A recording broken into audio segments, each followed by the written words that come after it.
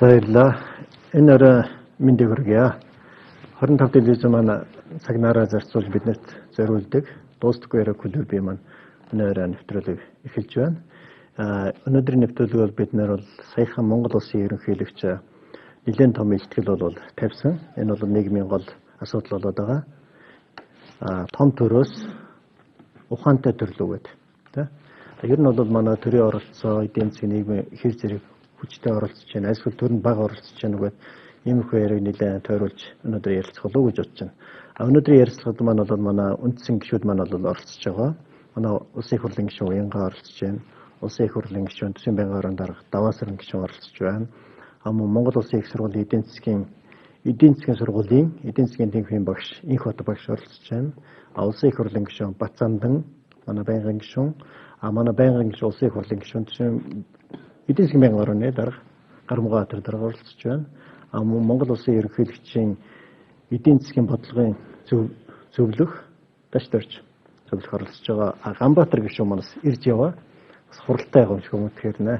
Тэгээ өнөөдрийн энэ асуудал дээр бол нэгэн төвлөрөө гэж бодож байна. Тийм учраас хэргийн эзэн хингэргийн зохиор гэдэгтэй адилхан Дашторж зөвлөхөөсөө бол ер нь сая ерөнхийлөгчийн тэр тавьсан ихтгэл, сая тэр хийсэн зөвшөлдсөх уулзалт тэрний ерөнхий бас нэг санаа оноо нийгэмд түгээж байгаа үндсэн бодлогыг бол сонсё гэж бодож байна.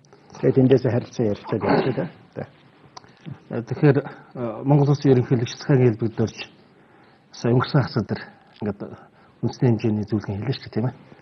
Тэгээд улаасаа тэр зөвлөгөөнийхөө нэрнээс энэ агуулга нөгөө бараг гараад ирж байгаа. Том төрөөс ухаалаг төрлөө шилжих ийм зорилгыг төвшүүлж байгаа.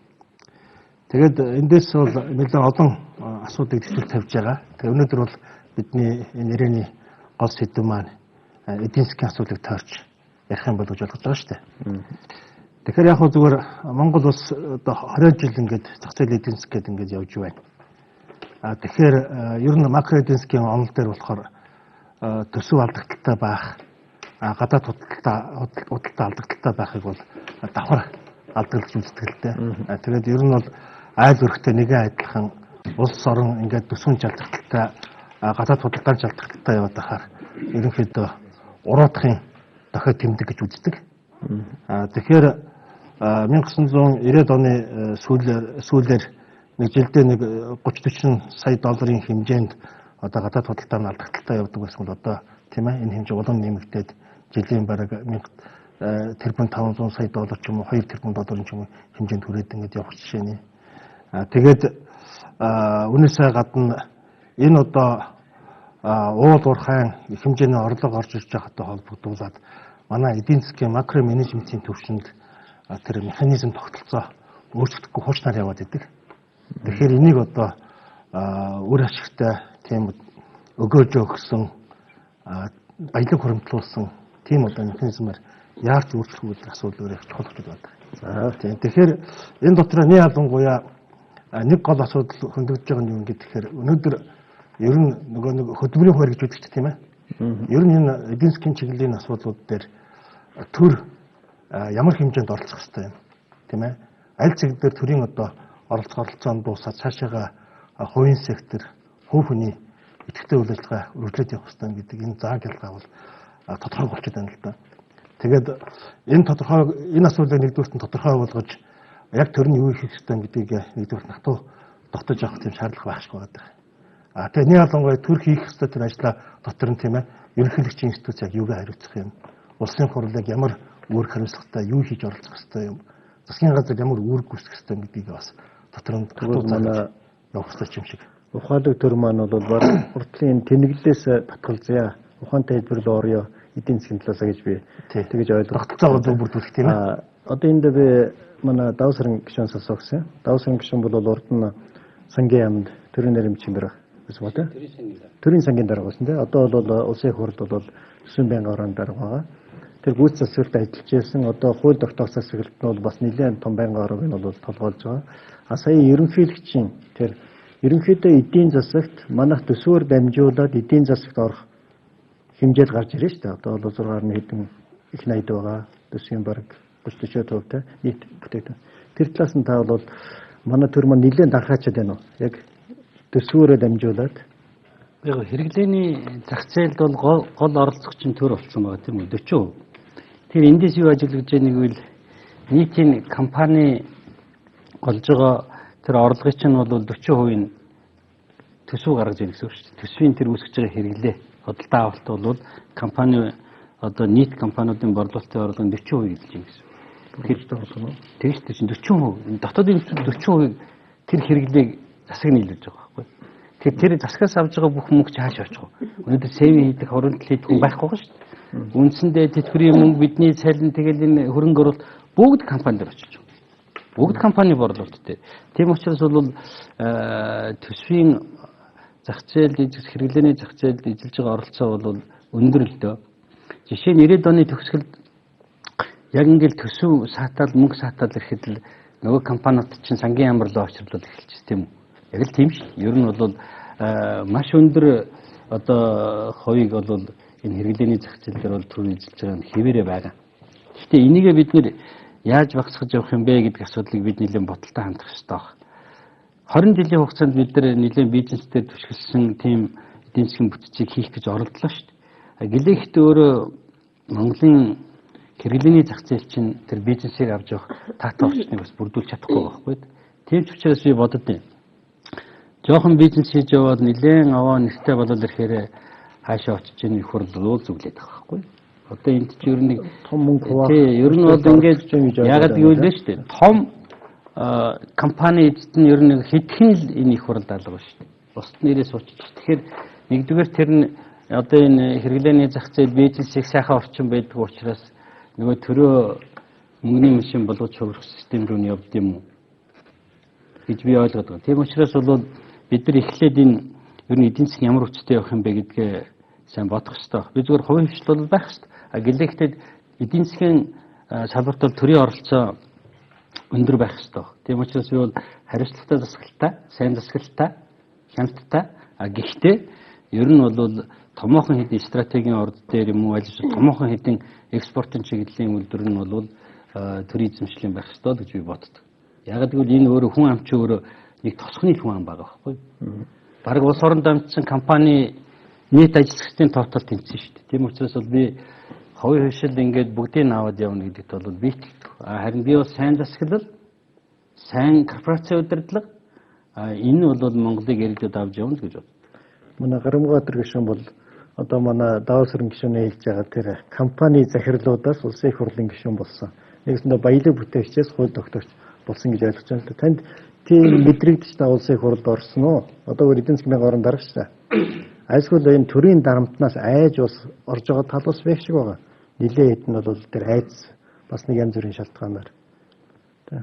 Одоо даваа сэрэн гишүүн өргөл бодлыг ярьж байгаа шүү дээ. Энэсэл улсын их хурлын гишүүн болох гэж бизнесмэнүүд уралдаад байгаа юм бол байхгүй л дээ. Яг үгээр бас үзэл бодлын асуудлууд байна шүү дээ. Яг тухайн үед дарчилсан өвсгөл Монголд үүсэж тогтож явах үед бид бас тэр имийг хүсэж хамт мөр зэрэгсэж явсан бас тодорхой хэмжээнд улс төрийн үйл ажиллагаанд оролцож явсны үед бол бас улс төрт хийх ажил байна гэж л орж ирсэн. Энэс үл аж ахуйн нэгжээ сайжруулах гэж гэдэг юм уу? Одоо бизнесээ улам томруулах гэж орж ирнэ гэж би бодохгүй байна. Тэгэхээр ерөнхийдөө өнгөрсөн 7 хоногт хэлсэн үг нь бол том төрөөс ухаалаг төр гэсэн тийм. Тэгэхээр бид нар ерөнхийдөө хэлсэн үгэнд байна да 23 жил бид морин дэлгүүр тавьлаа. Одоо бол мориноосоо буугаад эргэж одоо туулж өнгөрүүлсэн 20 хэдэн жилээр эргэж харах цаг иржээ гэдгийг ярьсан. Энэ бол миний ойлгосноор бол бид одооны байгаа төрийн бүтцүүл бас л хитрхи данхайсан, хитрхи томорсон байдалтай байна л гэдгийг шалгах хэлсэн шүү дээ. Нэгэсэндээ бол төр хитрхи хэмлээ орооцолтож ороод байна. Төрийн хийх ажил гэж байна, хийхгүй ажил гэж байна. Бусдаар хийл гэж болох ажлууд төр ороод байгаа нь борол гэдэг санаг хэлсэн. Эдийн засгийн байнгын дараагийн хувьд даваа сэрэн гишүүн бас асууж байгаа юм л да. Яг нөгөө ерөнхийлөгч маань бол ухаантай төр гэж асуудал нэлээд хандж байгаа. Тэ? Смарт төр юм байна. Гэтэл бол манай бизнесмэнүүд яагаад улсын хурд ороод байгаа нь дамжуулаад төрд байгаа улсууд энэ эдийн засгийг авч явж чадахгүй байгаа юм шүү. Санхүүгийн мэдлэгийн дутж байгаа юм биш үү? Эдийн засгийн мэдлэгийн дутж байгаа юм биш үү? Мөнгнөөс мөнгө олсгодог тэр чадвар байхгүй байгаа юм биш үү? Тийм учраас бид нар хэрвээ тэнд очих юм бол илүү баялагын хуваарлтыг сайн эдэж гэдэг юм уу? Тиймэрхүү зургийг хандсан бас байж болох уу? Манай бацамдан шүү.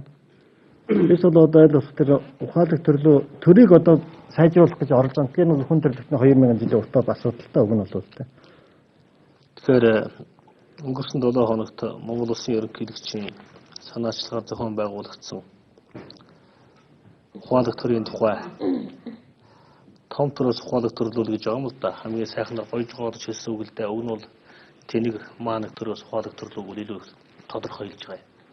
Монголын төрөл ерөнхийдөө тийм нэг мэдээлэл мод өнөрхөл байгаа шүү дээ. Гаргаж байгаа шийдвэрүүд нь тэр дарга нарын ярьж байгаа юмнууд нь юм л байгаа.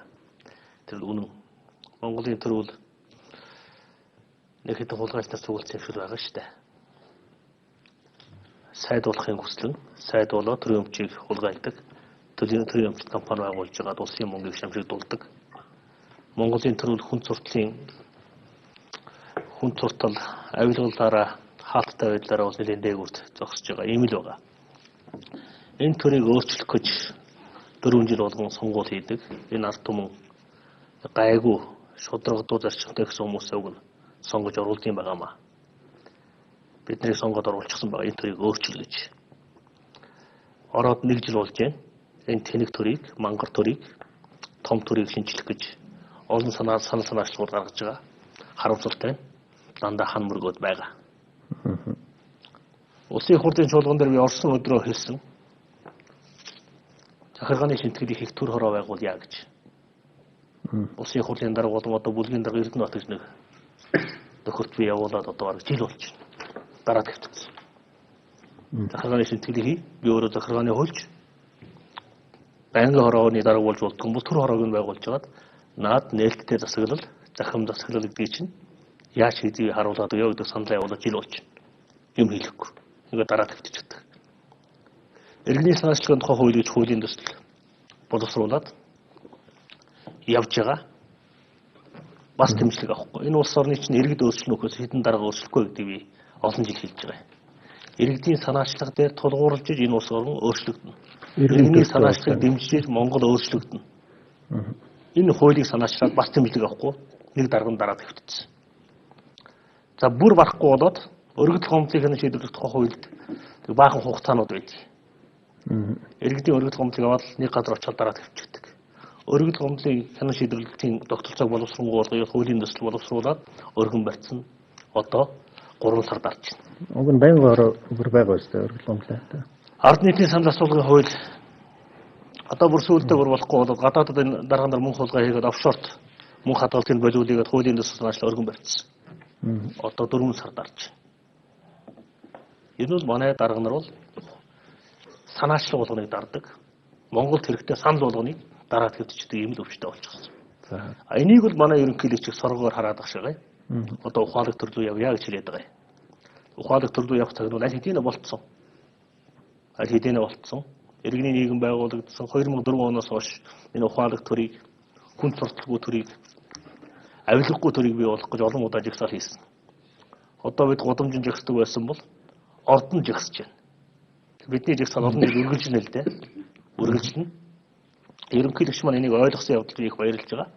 Одоо бодлого болгоод хэрэгжүүлэх ёстой гэдгийг хэлмээр байна. За өнгөрсөн жил бол жил гаруй хугацаанд бол арчсан нам тэргүүтэй эвслийн засгийн газар бол 1 жил гаруй засаг барьж байна л да.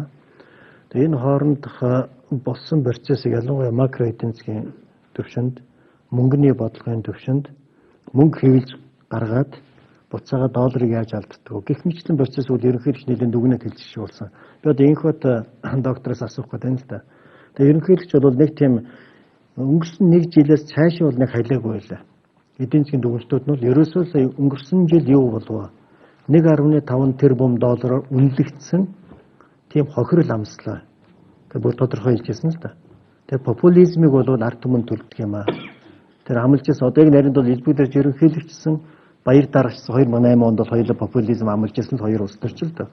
Гэхдээ бол популизмыг ард түмэн төлдөг юм гээд тиймэрхүү дүгнэлт гарч ирсэн да. Тэрэн дээр би инх доктороос бол ялангуяа өнгөрч жил манайх тэр мөнгөний бодлоо макро төвшөндөө алдаанууд гаргасан нь альсгүй хуучин байсан юмнуудыг засах гэж оролдлого нь өнөөдөрт алдаа юм шиг харагдаад байна уу?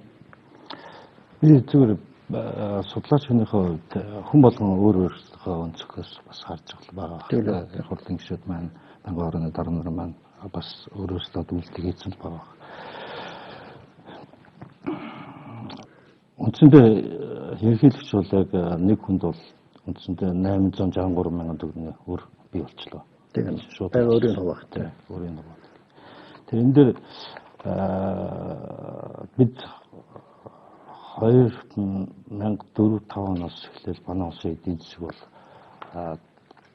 яг тодорхой хэлбэл уул уурхай салбар дээрээс бий болсон эдийн засаг өсөлт гарч ирсэн шүү дээ.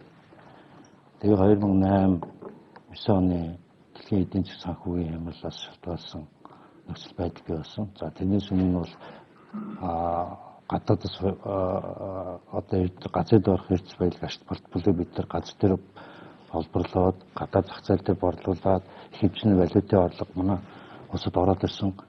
Тэрийг буцаагаад маш их хэмжээний зарлагыг өсгсөн. Тийм одоо төсвийн бодлогын тэлэх одоо тийм бодлогыг явуулж ирсэн л дээ. Тэгээ энэний эсрэг харах хэмжээ бол мөнгөний бодлого маань төв банк Монгол банк бол бодлогын үгүй бол тодорхой хэмжээр өсгөө явж ирсний тань мэдээж байгаа. Эдийн засгийн өөрийнх нь зүй тогтолт мэдээж энэ нийт зах зээл дээр байж ах мөнгөний нийлүүлэлтийн тоо хэмжээ их чухал ач холбогдолтой байдаг. Мөнгөний нийлүүлэлтийн тоо хэмжээ хэд их зохистой хэмжээс их хэмжээгээр бий болоод эхлүүл ирээд үнийн өсөлтийг бий болгочдөг. Эвсрүүгүүд аврууд бас ажиглагдаж ирдэг. За сүүлийн нөхцөл байдлууд бол эдийн засагт одоо ялангуяа тэр Чингис бонд за урд өмнө хоригдлогдсон гадаад өөртөө холбоотой асуудлууд байж байна. Энэ маань эдийн засагт удахгүй дарамт учруул нөхцөл байдал бол бас хэцүү байдал. Ялангуяа урд өмнө бол манай улс тэр commercial гэж арилжааны зээл бид нар авдгаас илүү хөнгөлөлтөө урт хугацаатай богино хүйтэй зээлүүдийг авч байсан. Одоо бол маш бага хугацаатай өндөр хүйтэй бонд гэж хэлж байгаа боловч энэ бол зээл шүү дээ үндсэндээ. Гадаад зах зээлээс босгосон л бид буцааж төлөх ёстой өрөл болж байгаа.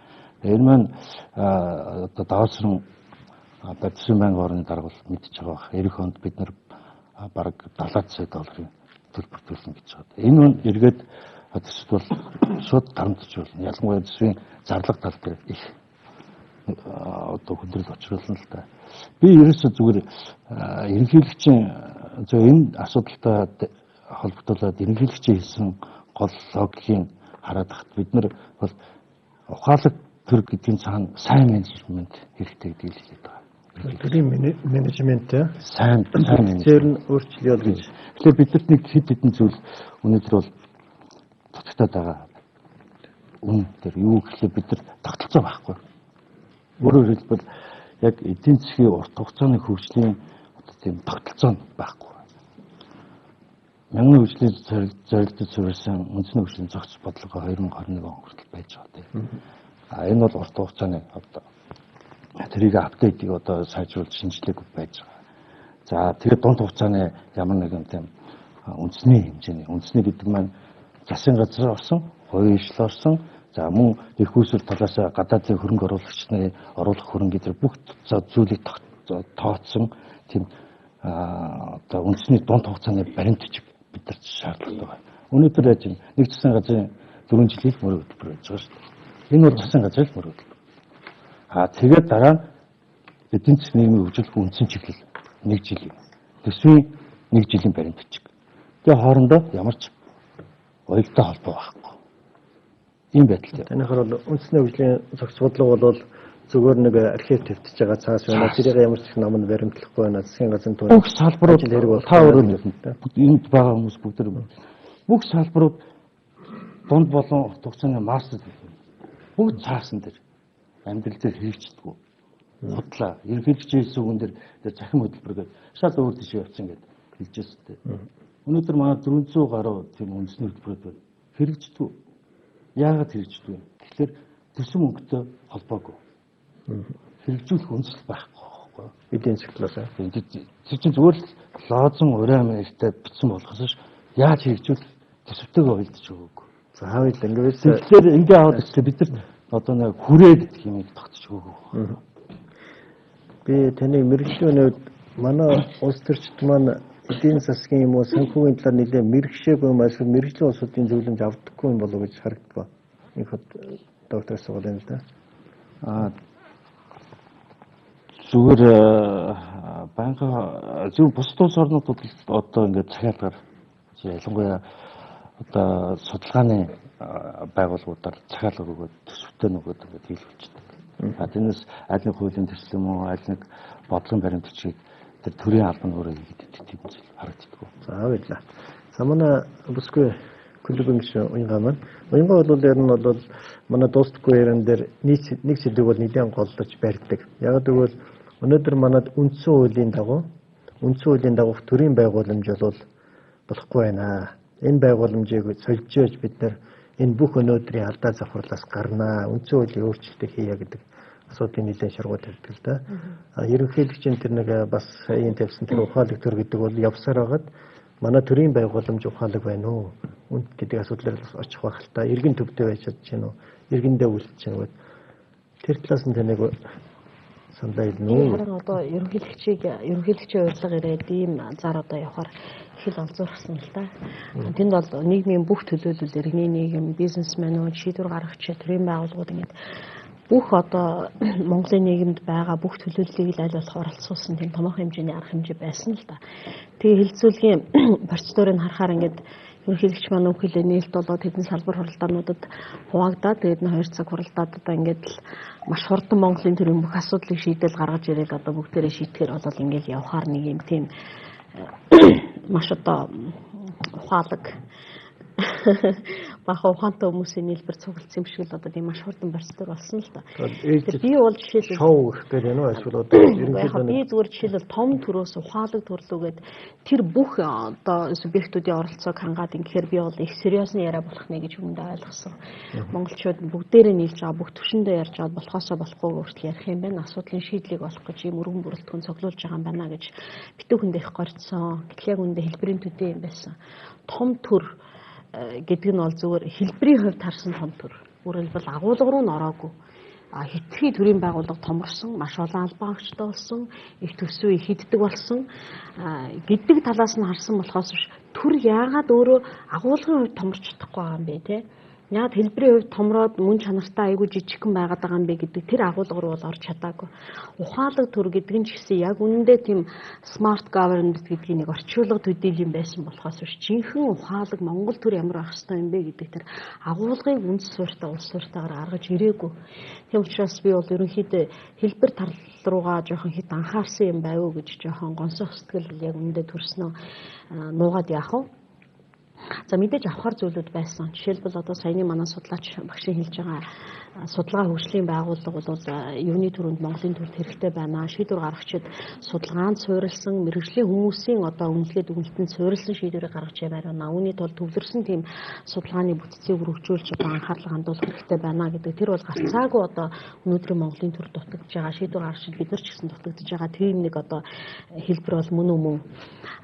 Тэгээд дээрэс нь одоо бас нэг юм юу вэ гэхээр би тэндээс монголчууд бид нар юунд суурилж хөгжлийн бодлогоо цаашаа тодорхойлох юм. Бид нар ер нь бидний суурь юу юм бэ гэдэг ингээд харах гэсэн манай ерөнхийлөгчдийн бол томьёолсон л доо. Ер нь дэлхийн нийтээрээ томьёолсон нэг юм байгаа. Тэр бол мянганы хөгжлийн зорилтууд. Монгол улс ч гэсэн үндэсний хөгжлийн цогц бодлого өнөөдөр мянганы хөгжлийн зорилтод суурилсан үндэсний хөгжлийн цогц бодлого гэж байгаа шүү дээ. За гэтэл мянганы хөгжлийн зорилт гэдэг маань юу юм бэ гэхээр бүгдээрээ ингээд харах юм бол одоо тэнд нэг 8-9 зорилт байгаа тийм үү. За тэрэнд одоо ядуурлыг бууруулах, хөлсөглөн байхгүй болгох, их нарийн дэглийг бууруулах, эмэгтэйчүүдийн оролцоог хангах ч гэдэг юм уу. Бага насны одоо ерөнхий боловсрол эзэмших тэр хувь тоо хэмжээч гэдэг юм уу те. Өөрөөр хэлбэл аль ч төрийн үед байсан одоо ч байгаа, хоошидч байх байдаг л нэг энгийн одоо асуудлууд. Түүнээс биш төрийн үндсэн асуудлуудыг бол тэнд Монгол төр хаашаа явах ёстой юм бэ гэдэг тэр үндсэн суурь асуудлуудыг гаргаж ирч чадаагүй.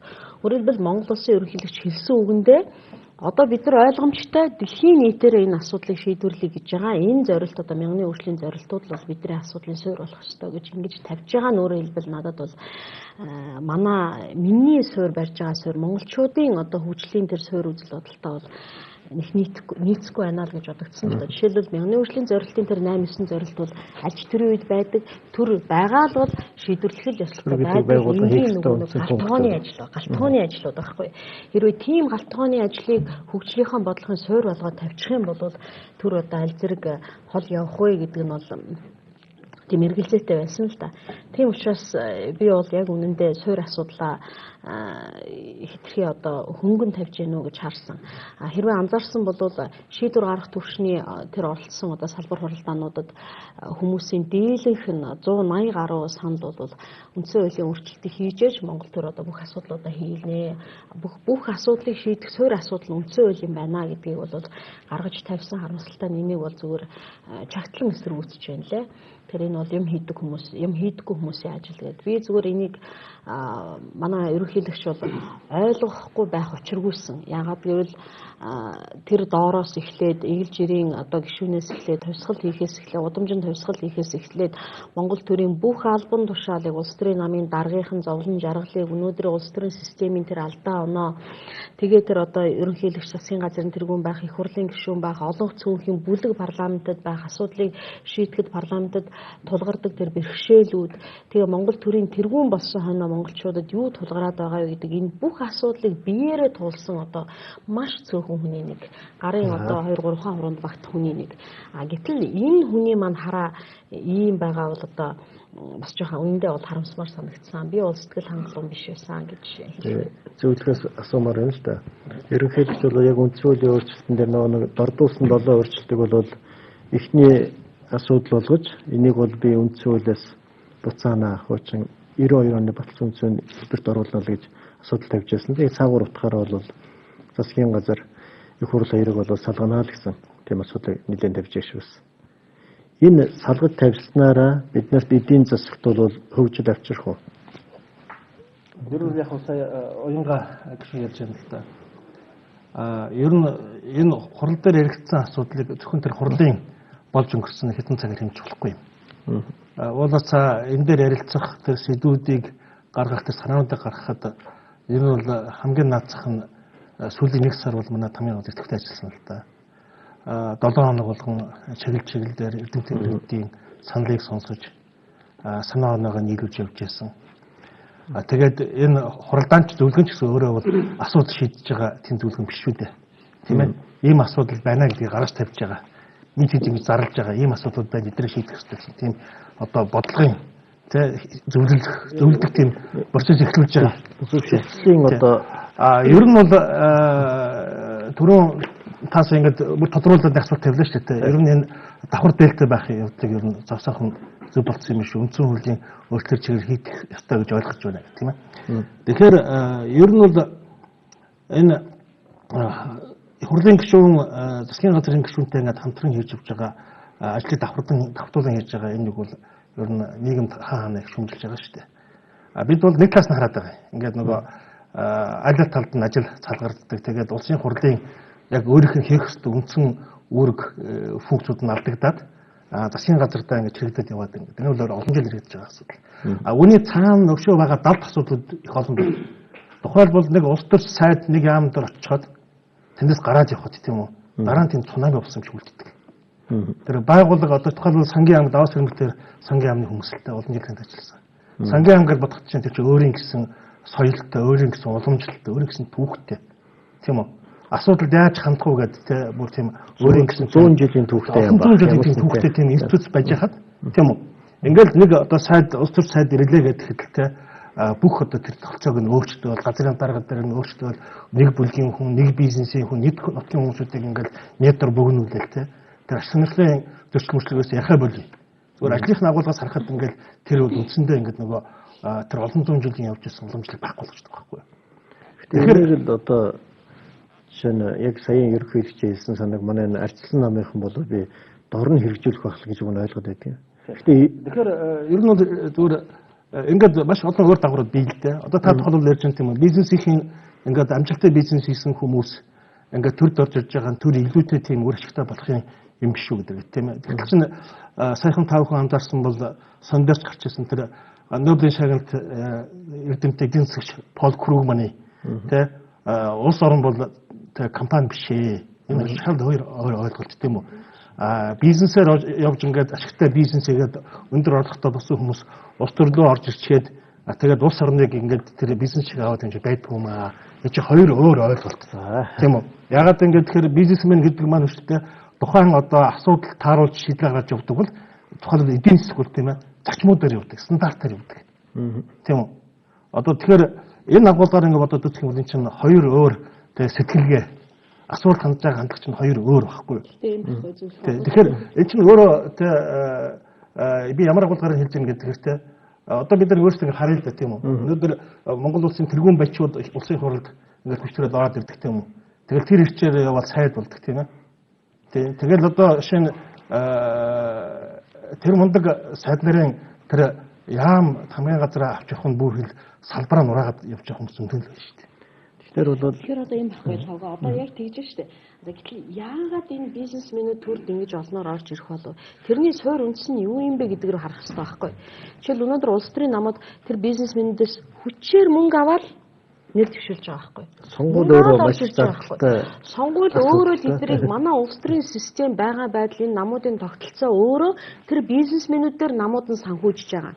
Тэр бизнесмэнүүдэд чинь энэ намуудад хуваагдаж ороо. Гэхдээ би бизнесмэнүүдийг хязгаарч хүслээрээ тэнд ордгоо гэж бодож байна.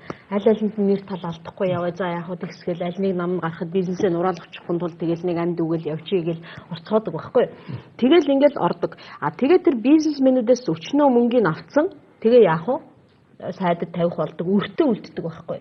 Зүгээр энэний учир шалтгааны нь учир шалтгаан нь юу вэ гэдэг тэр шалтгаан руу өнгөж харахгүйгээр зүгээр л чи их хурлд байгаа нь муухай байна, энэ бизнес байгаа нь муухай байна, тэр хүн байгаа нь аюу муухай харагдаж байна, энийг өөрчлөе гэдэг бол асуудлын шийдэл өөрөө биш байхгүй. Тэгвэл ямар ч би бас оролцогчид бас сэтгэлээ хэлмээр байна л да. Өнөөдрийн сэдв маань ерөнхийдөө бол яг эдийн засаг талаас энэ ерөнхийлөгч нь ухаалаг төр гэдэг нь эдийн засагт бол төрийн дарангуул их байна уу? Ялангуяа сүүлийн 1 жилийн болсон процесс бол тэр аяараа манай эдийн засгийг бол хаасан л да. Чөлөөт зах зээл гэдэг системээс бол нэлээд татгалцсан. Мөнгө хэвлэж оруулсан зах зээл рүү тодорхой хүмүүст маш бага хүнтэй мөнгө өгөх, одоо үн тогтоож болох хөтөлбөрч гэдэг юм уу. Тэр далимаараа нэгэсэндээ манай ердийн явж исэн бизнесийг төрийн оролцоотой бизнес болгож хувиргасан. Би бол энэс бол их айгаад. Муу зүйл юу? Энэний муу зүйл одоо гарч ирж байгаа. Өнөөдөр ягаад гэвэл чөлөөт зах зээл дээр ердийн бизнес эрхэлж байгаа улсууд алтан хуйг зол жаргалаа ерт очирс хамаагүй амрах. 3% хүүтэй мөнгө авах гэх мэт байдаг. Юу үн тогтоожуулах хөтөлбөр хэрэгжүүллээ. Энэ бол стандарт бус нь үнэн. Гэхдээ энэний муу зүйл нь юу вэ? Гэхдээ энийг хүчээр барьж байгаа. Одоо энэ муу зүйл нь одоо гарч ирсэн. Ягаад гэвэл тэр хямдхан мөнгийг авах гэсэн бизнесмэнүүд үндсэн бизнесээ хийх болж байгаа байхгүй. Одоо зах зээлд 20% зээл байгаа шүү дээ. Ердөө арчны банк.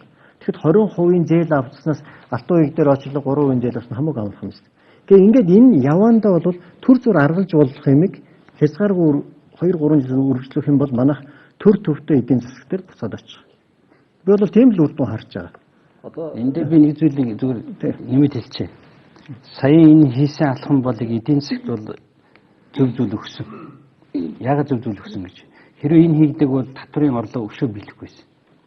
Тэр 3 их 80 төгрөгийг зах зээлд нийлүүллээ шүү дээ. Энэ мөнгө хүнд очиж байгаа? Бизнесмэнүүд л очиж байгаа шүү дээ. Бизнес эрхэлж байгаа улсууд л очиж байгаа шүү дээ. Тэгвэл тэгээд тэд нар тэр 3 тэрбум төгрөгийн орлого олж байгаа. Тэд нар тийм үү? Тэгээд татвар төлсөн биз дээ. Төлсөн. Хэрвээ энэ татврыг хассан бол өнөөдөр бид нэр татврын орлогын төлөө юу их 80 байдгийг асуусан байхгүй юу? Энэ төр зүрийн эдийн засгийн хямралтай байгаа энэ гадаад орчин хүнд байгаа үед бид нэр бизнесийн салбараа тэр нэг уул уурхаагаас бий болж авсан инерцийг алдагдуулахгүй төлөө хийсэн арга хэмжээ байхгүй юу? Энэ дээр яг нэг хүндрэл бий. Энэ дээр юу сүрг юм давтсан гэхээр яг валютын нөөц яг энэ үед нэг гадны хөрөнгө оруулалтаар давцаад одоо багас чинь бол тэр мөнгөний ханшид нөлөөс бий. Энэ бол сүрг. Гэхдээ цаад дагуулгаар бол энэ эдийн засаг дэм болсон бизнесүүд. Дэм болсон. Ерөнхийдөө бол ийм л дээ. Тэр би дөсөв талаас ярих юм бол танаа дөсөв 1 их 80-аар тасарсан байгаа. Хөрөнгө оруулалтын дөсөө тасархаас тэр хэмжээ авах. Хөрөнгө оруулалт. Гэтэл энэ талд нь мөнгө хэвлээ тараасан ажлаа 200 биелүүлсэн байхгүй. мөнгө хэвлээд Монгол банкар дамжуулж гаргасан ажил. Би энэ хоёрыг бол засгийн газар бүр концепцэд хоёр том алдаа гаргаж байна шүү дээ. Тэгэхээр түрүүн ерөнхийдөө сүүлийн нэг жил яваад өнгөрч байгаа энэ мөнгөний бодлого, төсвийн бодлого ямар удаа гарч ирв гэдэг түрүүн нэг асуусан шүү дээ. Ерөнхийдөө тэмдэг дүнс. Тэгэхээр ер нь бол Төв банк өөрийн гэсэн тоглоомын дүрмтэй үүрэгтэй тийм ээ. Одоо тэр үн докторжуулалтын арга хэмжээгээд баг 3 их найт төгрөг үлгэнд гаргалаа шүү дээ. Тэгэхээр энэ маань өөрөө яаж нэг тэгэхээр нэгдүгээрт нь одоо байцаа төмөсч гэдэг юм уу те тоосго төпөний үнийг доктортой байлгах гэж Төв банк хаач тийм үйл ажиллагаа явуулдаггүй. Тийм үү. Тэгэхээр хамгийн гол нь таашаа түрүү хилээд амжлаа шүү дээ. Цөөн хэдэн бизнесийн бүлгэл энэс нь одоо ачхан жаавлаа гэж тийм. Тэгэхээр үндсэндээ эдийн засгийн хүрээнд тийм л яриа байгаа байхгүй юу. Ерөөсө тодорхой тийм бизнесийн бүлгэлэл юунд чиглэсэн тийм арга хэмжээ авлаа гэдэг. Тэгээ үүний төлбөрийг монголчууд бид нар бүгдээрээ төлж байгаа байхгүй юу. Юу юм гэхээр уулаасаа ингээд Монгол улсын импортын одоо хэрэглэдэг тийм үү. Өдөөгч хоёр гол хүчин зүйл нь юу юм гэхээр нэгдүгээрт нь мөнгөний нийлүүлэлт. Мөнгөний нийлүүлэлт гэсгээр манай импортын хэрэгцээ нэмэгддэг. Хоёрдугаарт нь төсөв. Төсвийн хийх зарлага гарахаар буцаад бас импортыг өдөөдөг. Тэгээ ингээд импортыг энэ хоёр одоо том хүчин зүйл өдөөгд эхлэхээр импортын хэрэглээ маш их хэмжээтэй болоод манай нөгөө бага тэр уулуурхаас орж иж байгаа тэр улсын валютын нөөц чинь тэр хэрэгцээг даахаа болоод тэгээ хань чинь ингээд нөгөө тэр тогтмолох агуулгаар 1700 1800 хүрээд ингэж ирж штэ. Тэгтэл чинь энэ хамгийн гол үр дагавар нь юу ингээд тэгэхээр ерөөсөө ам доллартай харьцаж байгаа төгрөгийн ханш ингэж 40%-аар буух чинь гэдэг маань манад бол цааталтаа далд инфляц 40%-аар очиж байгаа байхгүй юу? Та нар өөрсдөө мэдээж шүү дээ макро эдийн засгийн ойлголтоор хоёр ханшны хоорондын зөрүү, хоёр улсын хоорондын эдийн засгийн инфляцийн зөрүүгээр тэнцдэг.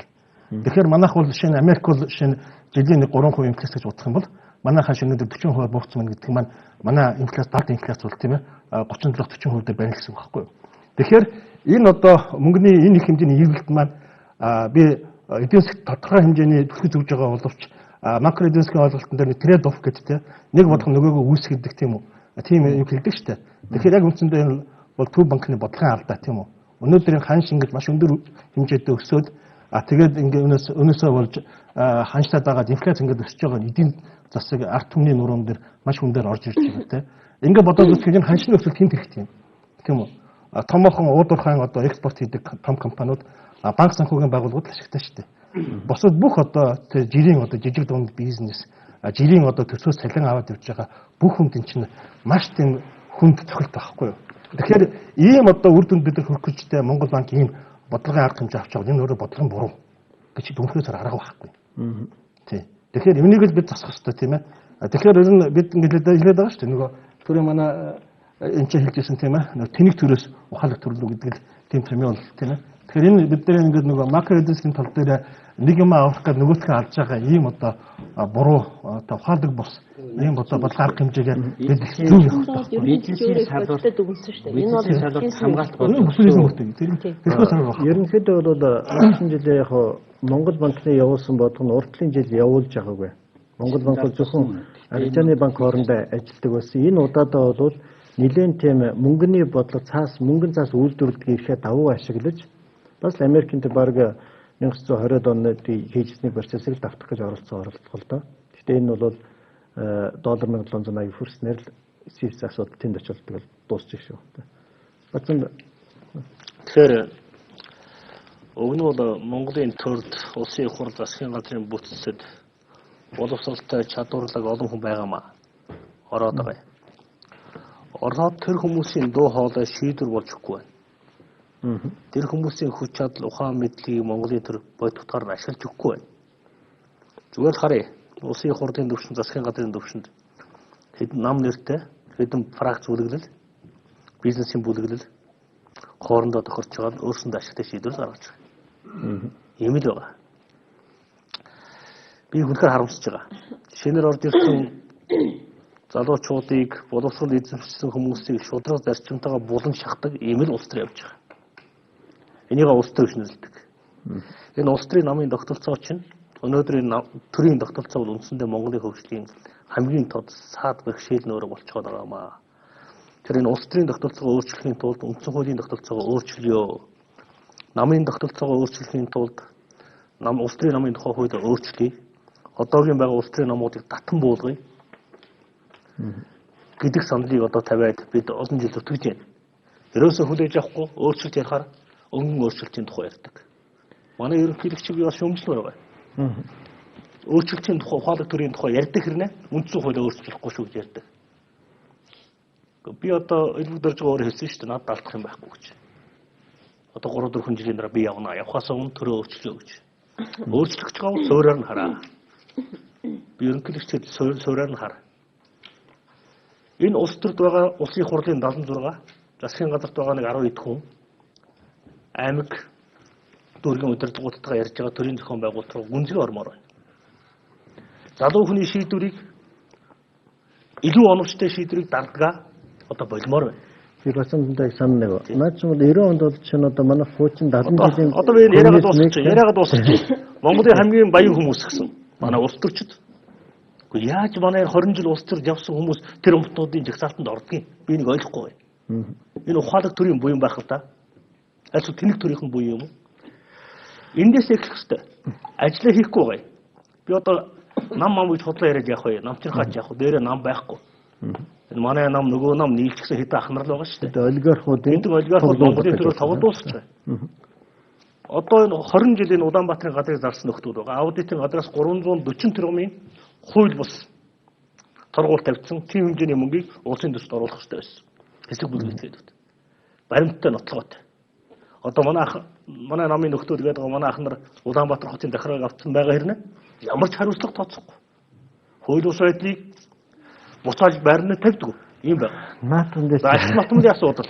Ашигт батмлын асуудал. Ховчлын асуудал. Дандаа хулгайн замаар явсан. Бүгд арга хэмжээ авал та. Авахгүй.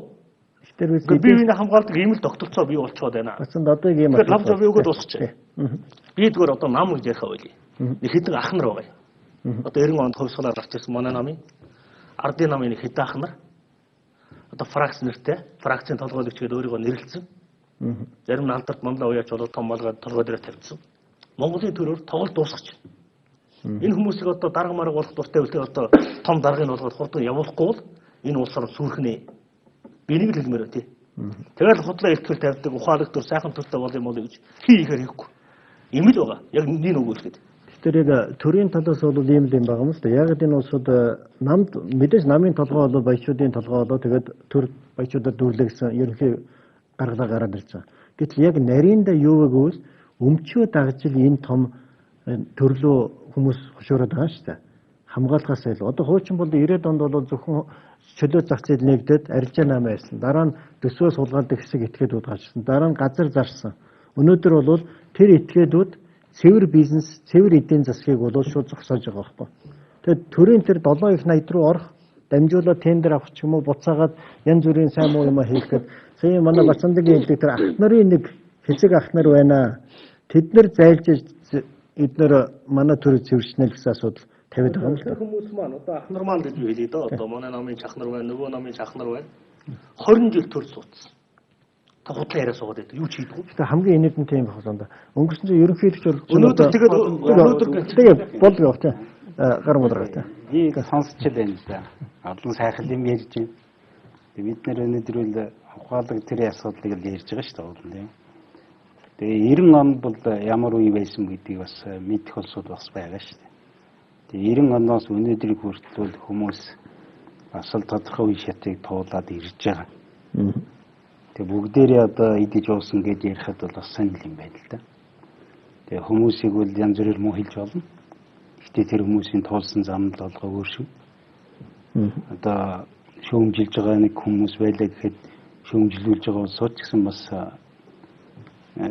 тодорхой зам туулаад үдээс эрэхтэй явж байгаа. Тэгээ бүгдээрээ нийлээд идэж уугаад байна гэвэл тэр үл бас сонир асуудал. Зүгээр ялзарсан гэдэг юм уу? Энэ бол бүр олон жилийн улбаатай л идэж шүү дээ. Тэрнээс үл 20 жилийн дотор гарч ирсэн улсууд ийм болгосон гэвэл би санал нийлэхгүй.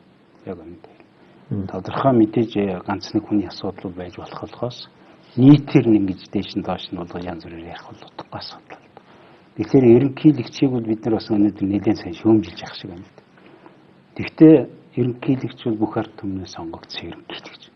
энэ үнийг одоо бурууч үйлдэл хийсэн, зөвч үйлдэл хийсэн, ард түмнийг нь сонголтоо хийсэн учраас энэ үнийг бид хүндэлж харьцах хэрэгтэй шүү дээ. Тэр утгаар нь бид нар бас юу янз бүрээр яриад байх бол тийм сайн асуудал бас биш байх гэж бодсон. Ерөнхийлөгчүүд юу ярьсан гэхлээр миний ойлгож байгаагаар бол ухаалаг төр гэж одоо зарчмын хэдэн асуудал байна. Энэ асуудлуудыг бид нар өнөөдөр хийх хэрэгтэй болжээ.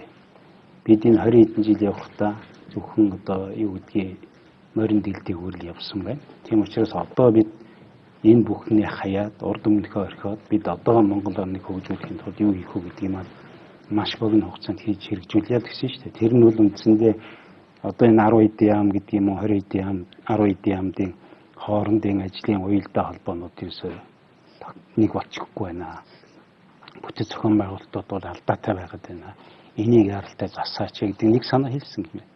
Хоёрдугаарт бол иргэд үйлчлүүлэгч байгаа иргэд олон түмэн төрийн захиргааны байгууллагаас мэдээлэл авах өдөр шөнийг ялгахгүйгээр авъя гэсэн үедээ мэдээлэл авчих тийм боломжийг бий болгоё л гэсэн ухаалаг тэр гэж. Тэрнийг жишээлх юм бол нөгөө одоо нэг тоолуурын машин шиг юулээ тиймийгээр эхлээд явж байна. Бас эхлээ явж байгаа тэр хэлбэрийг хийсэн. Тэрнийг өвшөө цогц болгож бусад бүх одоо шат шатанд нь тийм байдруу оруулаач гэдэг юм ярьсан. Дээр нь одоо энэ хүнд суртал гэдэг юм уу төрийн албан хаагчид гэдэг нэрийн дор маш олон хүнд суртлын аппаратууд байна. Хитрхи төрлүүгээд бүгд төрийн албан хаагч болох гэж явж бусад жирийн иргэдийг байн хүнд одоо асуудлыг шийдэхгүйгээр ийм байдал руу хүргээд байна гэдгийг ярьсан. Энэ эднүсийг засаж залруулах гэдэг. Энэ бүгдийг засаж залруулах улсууд бол бид өөрсдөө байхгүй юу? Алдаж онсон гэсэн бид өөрсдөө засаж. Тэрнээс үл бид шүүмжлэгчийн байр суурьнаас хандаад байх юм бол тэгээ хүний муу хэлээ суугаад иж болно л да айгүй амарх. Гэтэ бид хамтдаа заасан шүү дээ. Өнөөдөр бид нар бол Монгол Улсын ерөнхийлөгчийн нэр хүнд халдаг байх гэж бодож байна. Тэрнээс гадна энэ Монголын төр маань өөрөө ухаантай байна уу, тэнэг байна уу, авилга дэлгэрсэн байна уу? Фиатлын төр болж юу гэдэгтэй л нэлээд төвлөрч байгаа. Би бол ерөнхийлөгчийн энэ ажлыг ухаантай ажиллах юун дээр энэ ажил маань үр дүнтэй болоосаа гэж найдаж байна. Чин би авилтаа тэмцэх газрыг хэлээ л да.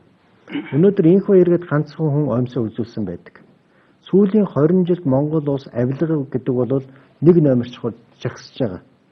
Тэгээд ганцхан хүн л өнөөдөр шоронд орсон, бусд нь байдаггүй л байгаа байхгүй. Тэр авилга энэ асуудал чигээ адилхан ингээд замхраад сайхан ухаалаг төр хийгээд явахгүй та нөгөө ажил нь дараа нь нэг жилийн дараа шал өөрийн болоо явчихвал. Тэгээд тодорхой шүү дээ. Авилгад авсан улсууд нь бол бизнес хийж үзээгүй, аж ахуй эрхэлж үзээгүй. Насаараа төрөөс хангамж идэлж ирсэн асуудал байгаа. Тийм юмнууд төрд бүгсчаад байгаа учраас энийг цэвэрлэе гэсэн болов гэж бодож байна. Манай Гарамга Баатар дарга. Бид ерөнхийлөгчийн ярьсан юмны тухай ярилцъя гэж бодож байгаа. Ерөнхийлөгчийн тавьсан илтгэлийн сайн муу хэлэлцээ гэж байгаа. Ерөнхийлөгч шүүмжлээ гэж яагаад шүүмжил болдгоо? Тэр дархлагдсан одоо юу ариун нандин итгээд юм ямар учиртай. Тэр ерөнхийлөгч санд гаргасан байна, сайн байна. Энэ гаргасан илтгэл нь тэр оновчтой юм. Үндэслэлтэй юм. Зөв юм бэ. Сүүлийн 13 жил Гарамга дарга би яриагаад дуусчих. Гарамга дарга би яриагаад дуусгах гэдэг зарчим. Өтөр чинь энэхүү иргэд хүнийг бид ерөнхийлөгч шүүмжил болж исэн байгаа үстэй. Гэхдээ яг манай намын хулгай шүүмжил болохгүй юм. Ямар учиртай. Ерөнхийлөгч Монгол улсын ерөнхийлөгч. Зөв санд гаргасан байна. Гэхдээ энэ сандууд нь сүүлийн 10 жил иргэний нийгмийн зүгээс байн гардаг байсан сандууд. Энийг нэгтгэсэн байна. Одоо ажил болгоё л гэж. Гэхдээ ганцхан иргэний нийгэм бүгдийг одоо харсан юм биш л дээ. Бүгдээр л адилхан харж байгаа шүү дээ. Халталаас ажлаа биш өөр юмдөө хандаад биш өөр юм. Төмөр яасан. Танай байнгоор би нэг бол засгийн газар та бурамтгалуулчихад байгаа байнгоор шүү дээ. Тийм л байгаа шүү дээ. Та өдөр сүүлдээ реклам явуулаад. Man of Steel зөвхөн Univision киносонгаас Монгол дуу оруулагатайгаар 28 шидний оны бэлэгтэй худалдаа бүх супермаркетаар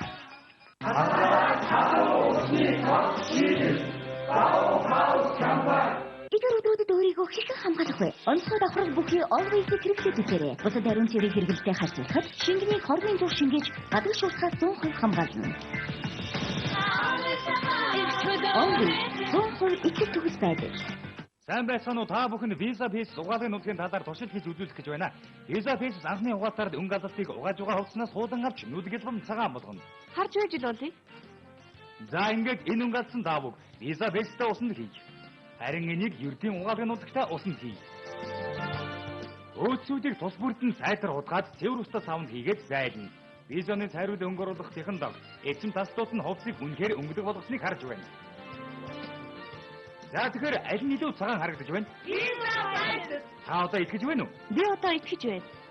Анхны угаасаар нүдгэл бам цагаан болгоно.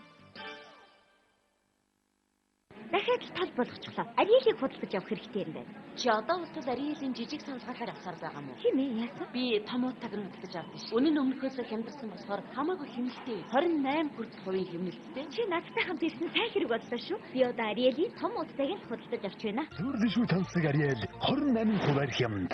Хүүхдүүдээ битгий гүйлдэрээ. Ээжээ, хүүхдүүд маань хаана байна?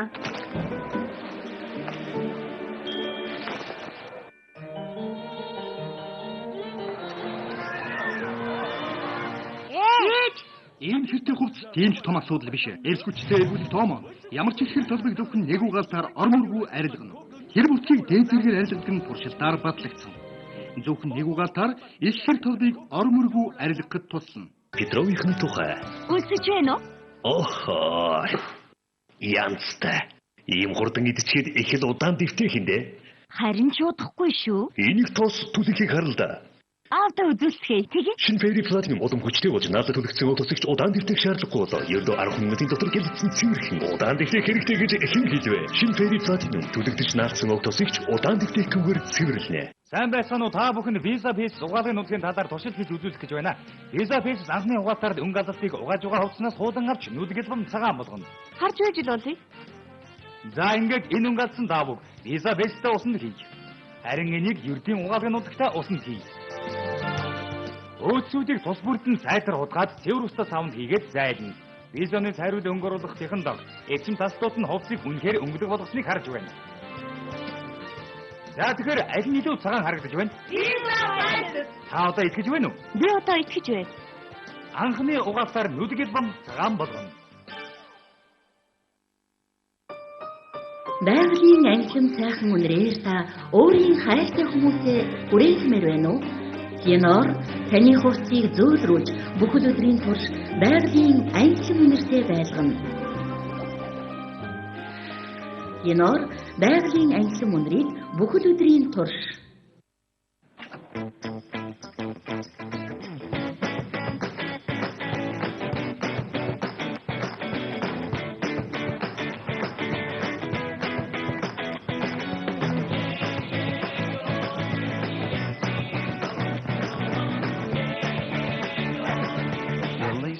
Ливтэн цааны шинэхэн амтыг мэдэр.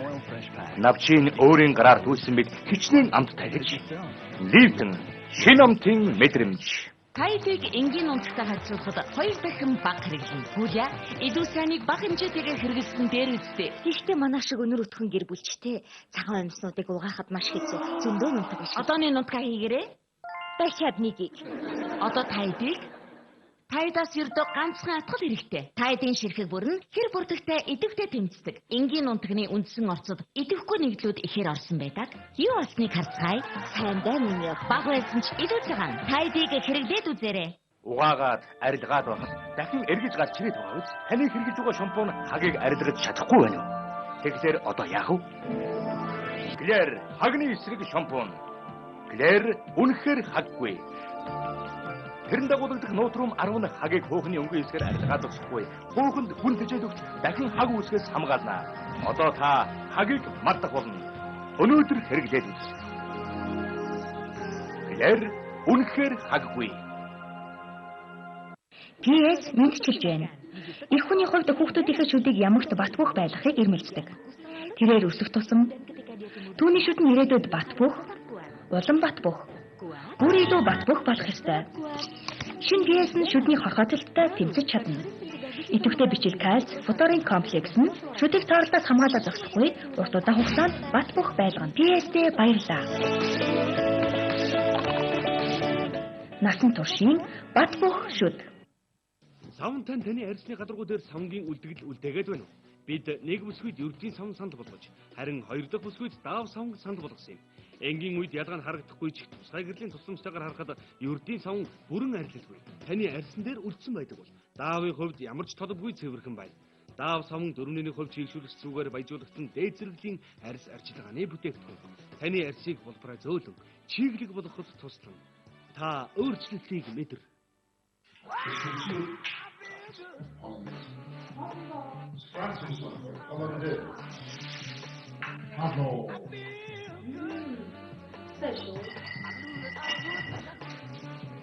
Шилтэй шилөөд. Энэ байрны бүх байлаа.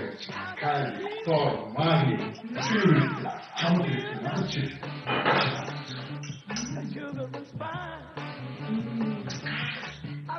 Шилтэй шинэ хужирт худалдаа гарлаа.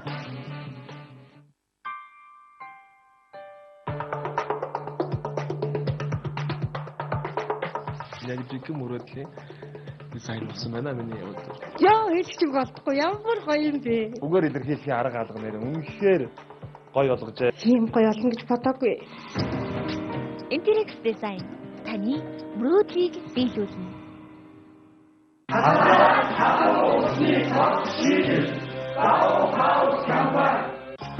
Орны шидний оны бэлэгтэй худалдаа бүх супермаркетаар Man of Steel зөвхөн Univision киносонгоос Монгол дуу оруулагтай.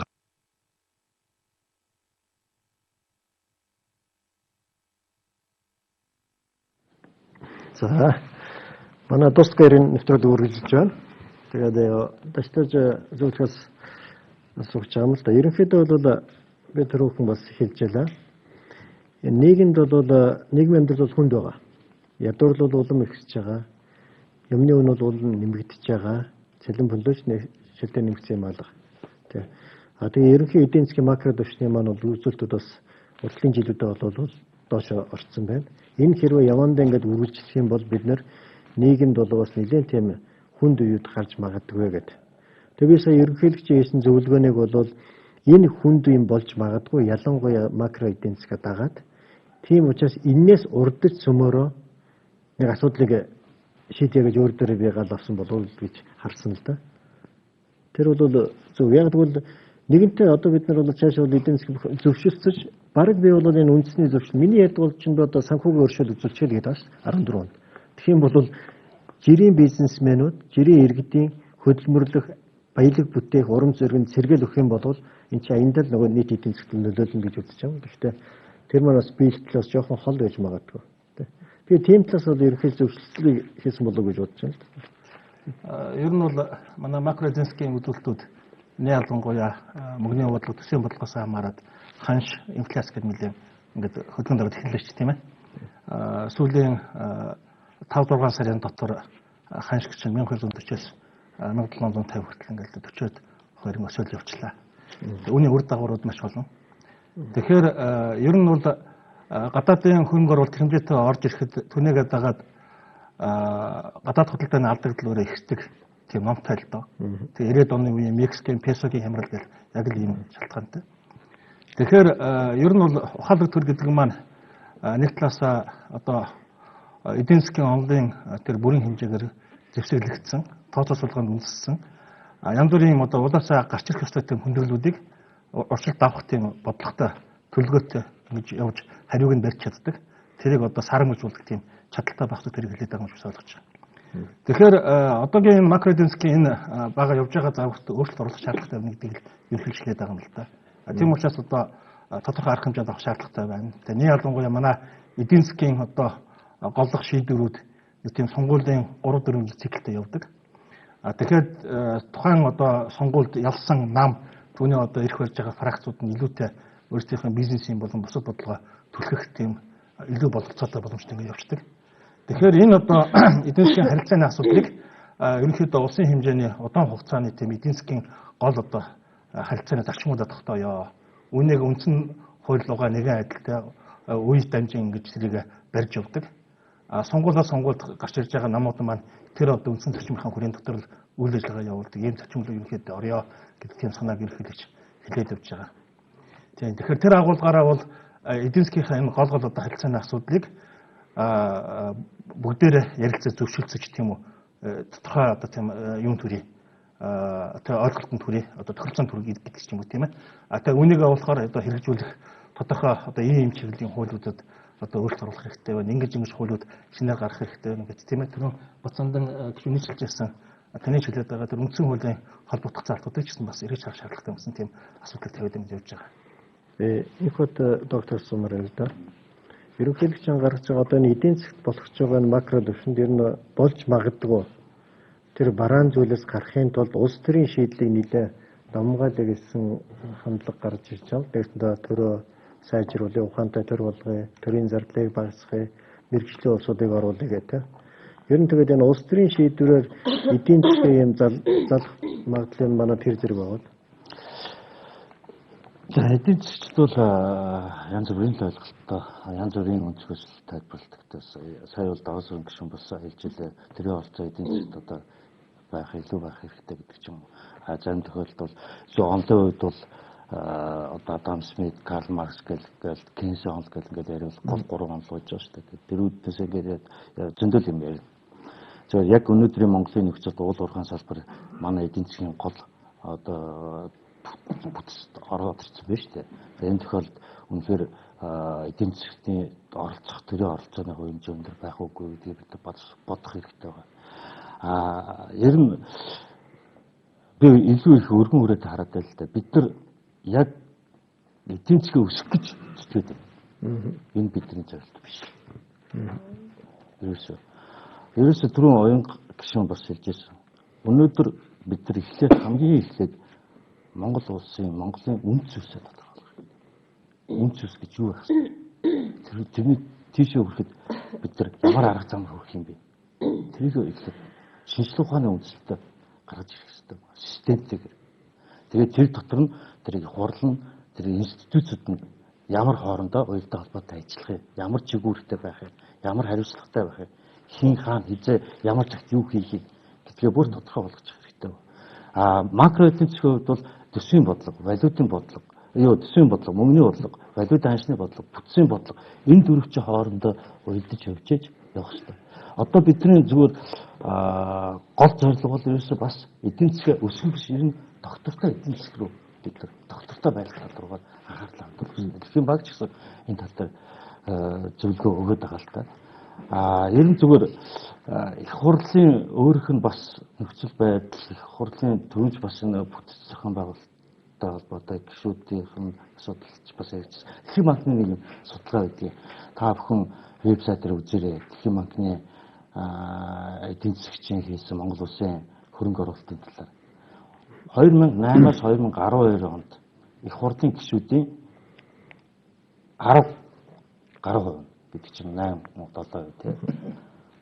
Зам байрлалын улсын хөрөнгө оруулалтын зам байрлалын 30%-ийн тэмдгийг авсан. Ерөөсөө тэрний ойр дотн хамаатай сад. Энэ үг гэж гаж. Ерөөсөө төрөө тусах хэрэгтэй гэдэг зөвөр л дэлхийн банкны судлаач гаргаад ирсэн байна. Эндээс эхлээд бид нар дүгэлдэх хэрэгтэй. Одоо тэр засгийн нэг засгийн газар нэг нам нь ялхлаа боловсролын яам болоод нэг нь болохоор боловсролын шинж ухааны яам болоод ийм нэг нэрийг өөрчлөгдөд агуулга нь доторх нөгөө нэг мөн чанар зорилготой өөрчлөхгүйгээр ингээд нэг нэр төдний иймэрхүү юм цаана яг одоо 17-18% өсөөд хүмүүсийн амьдрал улам доош унаад байна шүү. Тэгэхээр энэ байдлаар бид нар их системтэйгээр их бодлоготойгоор бүр цоо шинээр бид нар бодлого тодорхойлж гаргаж ирэх хэрэгтэй. Одоо их хурлын гишүүд маань өөрсдөө өнөө маргаш тэр амралтын өдрүүдийн нэг гэдэг ч юм уу тэр найр наадамтай холбоотой асуудал хэлцээ зогсоох хэрэгтэй. Өөрсдөө харин тэр бодлогын гол юмнуудаа гаргаад хэлчих үндсэн хуулийн дээр өөрчлөлт оруулах уугүй бид нар хилцчих. Энэ чинь та нар шийдэхээс илүү ард түмнээс санал асуулга авчаач тийм. Манай докторийн дүгнэлтээс нэг гараад даваа сүрэн гишүүнээс асуух гэдэг юм л да. Сая ерөнхийлөгчийн тэр ажиглал дээр байсан. Бид оюутлогод 34% оролцсон нь бол алдаа болжээ. 34% тийм. Даваа сүрэн гишүүн бол 51 байх ёстой гэж үздэг гишүүд нэг л да. Би бол өөрөө хэрвээ газрын эвлийн баялаг төрийн өмч гэсэн тэр үндсэн хуулийн заалттай байх юм бол төр мэдхээс өөр аргагүй байдал орчиж байгаа. Гэтэл манад хөрөнгө оруулж байгаа, мөнгө босгож байгаа хамгийн том бизнес уул уурхай дээр явагдаж байгаа байхгүй. Тэгэхээр өмч нь төрийн өмч байгаад байдаг. Бизнес хөрөнгө оруулалт нь гадны хувийн хөрөнгө оруулалт татмаар байдаг. Тэгэд энэ нэг яг зөрчилтэй асуудал гэдэг юм уу? Ерөнхийлөгч хоёрын нэг байр суурийг л асуух гэдэг юм л да. Яг нэг талаасаа бол яг өөрөө ч хэлээд байгаа тэр нэг зөрчилтэй асуудал байгаа тийм үү? Газрын хэвлэлийн баялаг ард түмний юмч тэрийгээ бид нар ард түмэндээ яаж хүргэж ийнү гэл ингээд газрын хэвлэлийн баялаг үнэлж бид нар энд оролцож уугүй гэл ингээд үзэх юм бол бөөн зөрчил.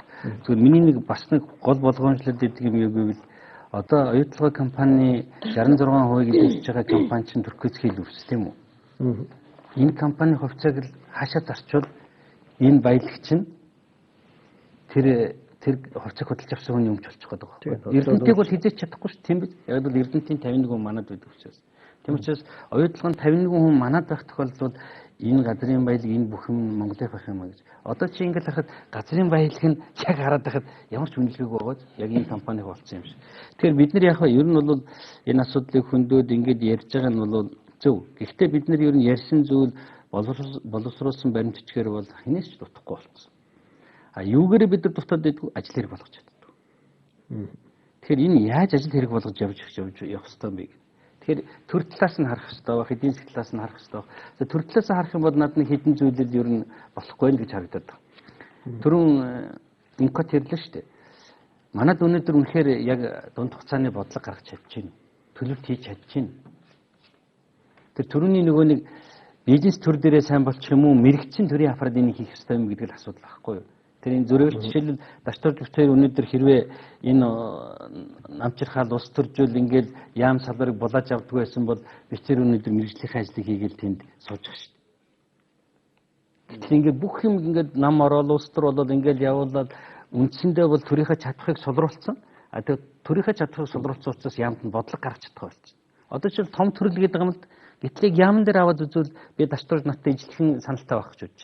Жишээлбэл сангийн яамны хүний чадах, боловсролын яамны хүний чадах өнөөдөр боловсрол юу бодлого гарах төвшөнд байгаа юм. Байхгүй. Тэгээд бус орны сангийн яамыг аваараа 2-300 хүнтэй байгаа. Боловсролын яам нь 2-300 хүнтэй байгаа. Гэтэл боловсролын яамны дунд боловсролын бодлого гаргах боловсруулах газар 5 хүнтэй байгаа. Тэр хүмүүс юу хийж байгаа? Өдөр тутмын хэрэгжүүлэх ажил, өдөр тутмын ажил, бодлого хийж гаргах болсон байна. Тэгэхээр нэг том дутагдал болно шүү дээ бид нэр бодлого боловсруулж чадах байлцсан.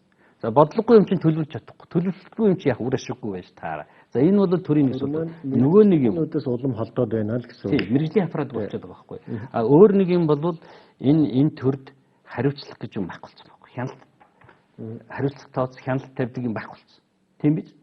Тийм учраас бол эн чинь тэр үр дүн мөн гэдэг юм бол эргээ тооцох, хянах, хариуцлах тооцох байхгүй. Тэгэхээр энийг бид нар яаж хийх ёстой юм бэ гэдэг. Тэгэл нөгөө явж нөгөө нэг одоо энэ сайд гişүүн гэдэг чинь болохгүй байх гэдэг чинь ер нь биднэрт бол ойлгомжтой зүйлүүд харагдаад байна шүү дээ. Улс төр дээр бол яагаад жишээл энэ хэдийг шийдээгээд заавал ингэж том юу яг бид нар ингэ том төвшөнд энийг харж ирэх юм. Ер нь яагаад энийг хийж болохгүй юм бэ? Саяын сонгуулийн үр дүнгийн дараа бид яагаад хийчих болоогүй? Тэгсэн бол хариуцлагын тогтолцоо бүрдгүйсэн биз? Бүрдгүүлэг маань ингээд эдийн засгийн цаг маань дуусчих гээд бас байгаа учраас танаас яриагаа шууд үргэлжлэл дуусчихаар. Тэгээд дараагийн хүмүүст нэг өгүүлбэр хэлээж шууд дуусгах юм байна да. Тийм аа. Тийм. Та дуусгаад яач тэгээд уянгаа гээд явч та. Яг би зөвхөн эдийн засгийн талаасаа юу хийх ёстой юм гээл ингээд эдийн засгийн бүс талаасаа харуул хүн бүр янз бүрийн концепттэй байгаа шүү тийм үү? Би бол юу гэж боддог вэхээр хятад энтер гэдэг юм хэрэглийн зах зээлтэй оронд бол ганц ч байсан ашигтай л юм л. Манад ингээд нэг юм хийх гэхээр ерөөсөн маш хүндрэлтэй бэрхшээлтэй зовлонтой. Энэ бол үнэ. Тийм учраас бол бид нэр хэрэглээний зах зээл дээр төсгөлсөн бизнесийн орчин биднийг авч явна гэж бодох юм бол дахиад 20 жил яг энэ байдлыг үйлдвэрлэлөө. Тийм учраас бол сайн засаглалттай гол стратегийн том ард түмний төжих ордууд дээр бол хангалттай цалингийн нөгөөд хангалттай хариуцлага хяналтын системд бий болгоод тэр шилдэг менежлийг тавьж ажилладаг тогтолцоороо бид явах хэрэгтэй. Яг л 2.7 сая хүн. Энэ бол зүгээр нэг компани. Яг ерөнхийлөгчийн хэлж байгаатай санаа төр муу байгаа тухай, муухай байгаа тухай бүгд санаа нийлж байгаа. Гагцхүү одоо монголчуудад юу хэрэгтэй вэ? Бид нар гарцсан дээр нэгдэх цаг болчиход байгаа байхгүй. Ерөнхийлөгч бол энэ 10 хуулийг өөрчлөхөөр ингээд бид нар ингээд сайхан болчих болно гэж бодод байна. А би бол тэгж үзэхгүй байна жишээлбэл. Маш олон хүн тэнд шийдвэр гаргачихд бол үндсэн хуультай ноцолдохгүй л явахгүй. Тэр байтугай тэр 7% өөрчлөлтөөс давсан өөрчлөлт рүү сая одоо манай судлаач багшийн маань хэлдэг тэр бидний монголчуудын нийтээрээ хүрэх гээд байгаа тэр үнц нь манай үндэстний value юу юм бэ гэдэг тэр юм руу бид нэр эргэж харах цаг болчиход байна. Тэр манай үндсэн хуульд байдаг хүмүүнлэг иргэний ардчилсан нийгэм гэдэг юм чи юм уу биш юм уу? Хэрвээ муу юм бол тэр хүмүүнлэг иргэний ардчилсан нийгэм гэдэг чинь бид нар юу гэж ойлгох? Яг юу гэж ойлгох? Гэдэг юм бид нар суур юм руугаа явах болчиход байгаа байхгүй. Тэгээ бидний бүх өнөөдрийг хүрсэн энэ 24 жилийн алдаа бол бидний популизмын өртгөө гэж манай ерөнхийлөгч өөрөө хэллээ шүү дээ. Өнөөдөр ерөнхийлөгчийн популист амлалтын үр дүнд жил болгон 106 тэрбумыг оюутнуудад өгч байгаа. Ерөнхийлөгчийн популист амлалтын тэр популизмын үр дүнд өнөөдөр тэр оюутлагоогоос авсан тэр 2 намын популист амлалтын үр дүнд 150 сая доллар жил бүр өнөөдөр төсөв Монголын ядарсан төсөв төлж эхэлж байна. Монголын ард түмэн төлж байгаа тийм. Тэр бид нар байна шүү дээ. Хамгийн сонгодог популист өөрөө хамгийн сонгодог популизмыг ярьж оноо авчаад тэгээ гарч шийдлээ олж чадахгүй яг шийдэл нь энэ байна гэдэг ихээр тэрийг нь одоо ингээд тас зогч байгаа нь бол дэндүү харамсалтай байгаа байхгүй. Ер нь бол ард түмэн өнөөдөр төрөөс юу өсөж байгаа. Ерөнхийлөгч гаргаж ирэхдээ бүү саад бол гэж өсөж байгаа гэсэн байна л да. Би бол тэгж харахгүй байгаа. Монголчууд өнөөдөр Монголын төрийг төршиг байгаасаа Монголын ард түмнийг сайхан амьдруулж чаддаг болохгүй байгаа асуудлыг шийдэж чаддаг хүчтэй төр байгаасаа гэж хүсэж байгаа. А түүнээс биш төр юу ч хийхгүй байгаасаа саад болохгүй байгаадаа энэ сайхан ингээд бүх юмыг ингээд таваар нь явуулаасаа гэж хүсээд байгаа гэж би бол үнэндээ болохгүй байгаа. Уламжиж ирсэн. Тэгэхээр асуудлын шийдлийг гаргаж чадахгүй байна л гэж би. Монгол улсын хөгжлийн ирээдүй хүндэл тулгуурлаа. Тэгээд энд тохирсон зөв бүтц систем хэрэгтэй. Ингийн тулд бид нар ил тод байх ёстой, нээлттэй байх ёстой, авилгалгүй байх ёстой, хүнд сурталгүй цомхон үр ашигтай төрийн аппараттай байх ёстой. Монгол улсыг төр нь авч явахгүй, хувийн хвшлэн авч явдаг тэр тогтолцоор бол босоо барах ёстой. За баярлалаа. Бацанда. Тэгэхээр ерөнхийлөгчийн тавьсан илтгэлийг би үг үсэггүй уншиж, зурж бас дүгнэлт хийж байгаа. Үнэхээр бас сайхан илтгэл, сайхан яриа байгаа. Ухаалаг төрийн зарчмуудыг тодорхойлсон, Монголын төрийн 7 бурууг тодорхойлсон их үг нь бол санаа авах юмуд их байгаамаа. Одоо энийг бүгдээр ажил хэрэг болох хэвээр. Ажил хэрэг болохгүй саад болж байгаа. Олон хан хэрэг байгаа. Тэрийг одоо зөрөгтэй хэмээр байна. Ерөнхийлөгч өөрөө илтгэлдээ ерөнхийлөгчийн манлайлал гэдэг үгийг дурдсан. Ерөнхийлөгч Монгол улсын эв нэгдийг хангах хэрэгтэй. Монголчуудыг намаар нь ялгуурладаг биш. Монголчуудыг баян хоосноор нь ялгуурладаг биш. Монгол хүн бүрийн төлөө ерөнхийлөгч өөрөө ажиллах хэрэгтэй. Парламентод олон намууд байгаа. Монголын одоогийн парламентод олонхгүй парламент. Тийм учраас олонхгүй парламент байгаа үед ерөнхийлөгчийн үүрэг орой маш чухал гэдгийг би хэлмээр байна. Тий. Монголын нийгэм айдас дээр тулгуурсан нэг намд гарч ирэхээр нөгөө намаа шоронд хийдэг нийгэм биш. Бүгдээрээ эвлэгдэн нэгдэж Монголын хөгжлийн төлөө явдаг байгаасаа үлээ. Ерөнхийлөгчийн манлайлал яг энэ илтгэлдээ дурдсан шиг бодиттой байгаасаа үлээ. Би 100% дэмжинэ гэдгийг хэлмээр байна. За баярлалаа. Төстэй зүйл. За ер нь бол сая Монгол Улсын ерөнхийлөгч цагийн хэлбэрт орж асуудлын голыг гаргаж тавьсан шүү дээ. Бидний өмнө юу тулгуур чинь бид хаа байна. Үнийгээ цааш нь одоо илүү тийм гэгээлэг нийгэмд илүү зөв бодлогоор бид яаж орох вэ гэдэг өөрийнхөө санаа бодол байр суурийг илэрхийлсэн. Тэгээ үнийгээ ингээд нийгмийн зөвшөлтсөл болгоод ингээд өнөөдөр бид нар бас ингээд тараад ирж штэ. Тэгээ бид монголчууд өөрсдөө ярьдаг бүгдээрээ хэлцэл буруугүй гэж тийм ээ. Тэгэхээр аль болохоор энэ асуудал тал талаасаа оролцож зөвхөн тийм сүмжигчийн байр суураас биш. Бүтээлч тийм асуудлыг яаж шийдэх вэ гэдэг шийдлэг гаргаж шийдлийн талаар бид санал онолоо нийлүүлж бид тодорхой үр дүнд хүрэх юм байна. Тэгэхээр ямар ч байсан хамгийн гол асуудал өөрөө төрийн эдийн засгт оролцоо ямар хэмжээнд байх вэ тэрийг сайн тодорхойлох хэрэгтэй. Уулаасаа хувийн болон бусад иргэний нийгэм өөрсдөө хийгээд аваа явуучих, иргэд өөрсдөө хийгээд аваа явуучих тэр асуудал руу төр заавал журдуур нь орж хөндлөх шаардлага байхгүй. Төрийн өөрийн одоо уулаасаа хүлээсэн үүрэг хийх ёстой ажил гэж бий. Тэрийг хийсэн шиг хий. Ингэж хийхдээ болохоор одоо институт хоорондын ажлын одоо үйлдэл сайжруулах гэх юм уу. Ерөнхийлөгчийн одоо институт нь яг юуг хийх юм. Засгийн газар юуг хийх ёстой юм. Одоо их хурл нь яг юу хийх ёстой юм гэдгийг асуудлаа тодорхой болгоод тэрнийхэн хүрээнд одоо ингээд юу гэдэг Монгол улсынхаа хөгжлийн үнцийг хөрөх зорилтоо илүү зөв тодорхойж тэнд хүрэх арга замуудаа ингээд тэр хийх чиглэлээр нь зөв хуваарлаж аваад ингээд үр дүнтэй тодорхой арга хэмжээнд авах зүйтэй юм болно гэж бодож байна. За баярлалаа. Энэ өнөөдрийн манай Дус гэр нэвтрүүлэлд оролцсон зочдтой болон гишүүдтэй бол их баярлж байна. Тэгээд том төрөөс ухаалаг төргээд энэ ерөнхийлөгчийн хэлтгэлтэй холбоотой өнөөдрийн ярилцлага явууллаа. Миний өөрийн бол ус үзэл бодлоо илэрхийлээд төгсөё гэж бодож байна. Хамгийн гол үндсэн концепц нь бол манайх үндсэн хууль. Манай 1992 онд баталж байсан үндсэн хууль маань тухайн үед чөлөө зах зээл арчилсан нийгмийн үндсэн гол философи концепцийг бол маруухан ойлголттой байх үед хийсэн учраас өнөөдрийн эдийн засгийн тушаа, санхүүгийн тушаа, мөнгөний бодлогын тушаа юун дээр очдгоо бол үндсэн хууль дээр очдөг юм аа. Манай үндсэн хууль өөрөө эдийн засагч яг үндсэн хууль. Чөлөө зах зээлийн эдийн засгийн концепц ороогүй үндсэн хууль. Ялангуяа төр гэдэг нэг улсын их хурлын онцгой дэд байгууллага бүх юмыг төвлөрүүлээд тэр нь буцаагаад олон юмны тушаа болж байгаа. Тийм учраас бид энд концепцэд өөрчлөлтийг бол үндсэн хуулийн өөрчлөлт хийхэд бол бид энэ талаас харах болов уу гэж бодож байна. Хоёрт нь бол Монгол улсын ерөнхийлөгч маань үндсэн хуулиараа бол зөвшөлтслийн гол бэлэг тэмдэг. Одоо ялангуяа ерөнхийлөгч саяын илтгэлдээ тавихтаа өнгөрсөн 1 жилийн засгийн газар Монгол банкаар дамжуулаад улсын их хурлын ажлыг дүгнээд хэлсэн гэж би ойлгож байгаа. Гэхдээ өөрөө бол засгийн газрын ерөнхий сайд бус сайд нарыг орж ирдэг ерөнхий зөвшөлтсдөг. Нэгсэндээ тэр зөвшөлтслийн маань үр дүн таархан байжээ гэж би тэгж ойлгож байна. Тэгээд эцэст бол чөлөө зах зээл арчилсан нийгэмд бол иргэд компаниудын юм бүтээх, баялаг бүтээх хүсэл тэмүүллийг бол төр засаг өгөөд өөрсдөө цомхон мэргэжлийн байгаасаа гэж хүсэж ярьж байна да. За тэгээд маш их баярлалаа. Өнөөдрийн дуустал гэрэн нэвтрүүлгийг үзэгчтэй баярлалаа.